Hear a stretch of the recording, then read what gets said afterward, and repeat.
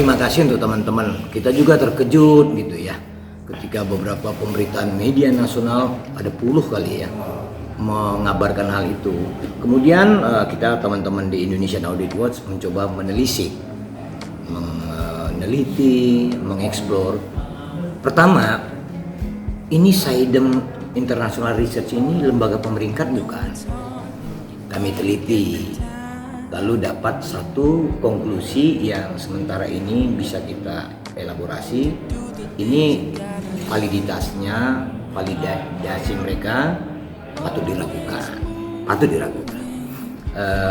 Lembaga ini bukan umumnya lembaga pemeringkat yang sudah teruji seperti sebelum-sebelumnya. Itu yang pertama. Yang kedua, tentang sebutan selebritis atau artis paling kaya. Ini kan kita janganlah ditipu-tipu, jangan diajak untuk berpikir yang bukan-bukan gitu ya. Ya kalau kaya, kalau tidak. Namun ketika ada orang mendeklarasikan dirinya sebagai artis yang kaya, kita kan perlu hanya melihat setoran pajaknya pernah nggak 10% dari harta yang dideklarasi itu. Itu saja. Yang kedua, kita meyakini untuk apa sih ngumbar kekayaan? Ini kan filosofi kita orang timur. Apalagi dengan membuat peringkat yang menyatakan artis yang kaya sesungguhnya menjadi tidak kaya. Ini agak menjadi aneh gitu. Sementara yang tidak kaya dikatakan kaya. Ini kan menjadi klaim-klaim yang tidak perlu, tidak penting, malah lebih memperburuk suasana. Bagaimana perasaan artis yang kaya itu menjadi disebut tidak kaya? Ada yang lebih dari dia. Jadi kita bukan mau hidup dalam peta konflik bahwa ada saling menunjukkan kekayaan. Itu tidak baik juga gitu. Saran kami, ya kalau kaya seperti padi berisi, semakin berisi semakin tunduk. Bukan kalau semakin kaya semakin berkuar-kuar, itu juga tidak baik. Jadi sekali lagi kami menghimbau publik, dan tentu kami yakin netizen plus 62 lebih cerdas dari orang yang mengumbar informasi yang bagi kami informasinya tidak penting lah ya.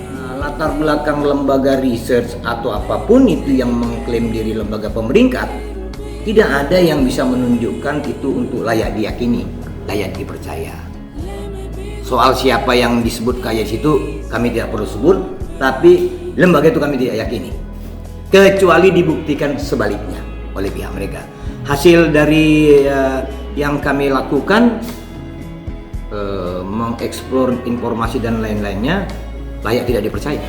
Gitu. Untuk menyebut saya atau si A kaya atau si B kaya, kita bisa lihat dari pajak orang atau pribadi dan pajak badan atau pajak korporasi.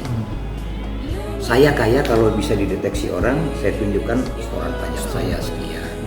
Orang bisa mengalihkan, oh sekian hartanya Iskandar, sekian hartanya si A. Nah kalau ya orang yang selebriti atau artis itu mengaku seperti tadi 4,7 triliun, tentu supaya kita yakin artinya yang dipublikasi itu ada enggak ditunjukkan 1/10 atau 10% dari angka itu pembayaran pajak kepada berarti negara. Sekitar Bisa 470 miliar untuk pembayaran pajak. Nah kan bisa kita lihat benar nggak ada.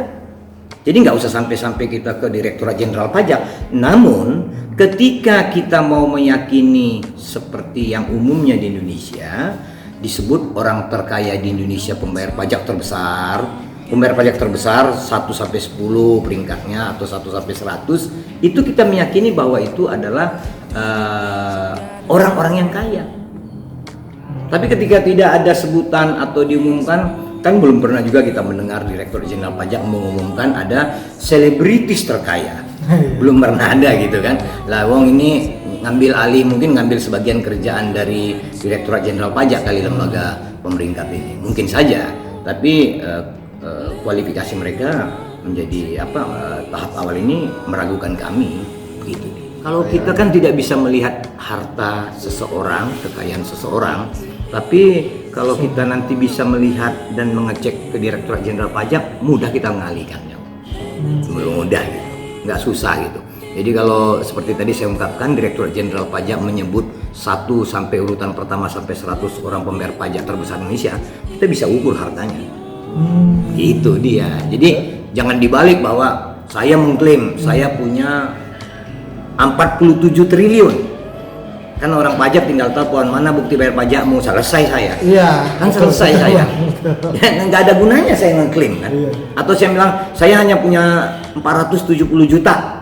Bayar pajak nggak lo katanya. Kan kebiasaan bangsa kita ini masih pada tataran membayar pajak sebatas SPBT, pajak bumi bangunan. Betul. Itu masih kebanyakan di situ. Pemilik kendaraan baru membayar pajak kendaraannya. Jadi lebih dari itu kita masih belum terlampau baik, belum terlampau patuh. Mungkin inilah proses pembelajaran ke depan. Tapi kami sebut, udah deh nggak usah bikin yang gaduh-gaduh. Kami senang kalau gaduhnya bernilai positif. Jangan gaduhnya kemudian bertendensi, kan kasihan juga selebriti yang sesungguhnya lebih kaya tapi di nomor 2 kan dan nomor 3 sampai nomor 10 kan gitu loh.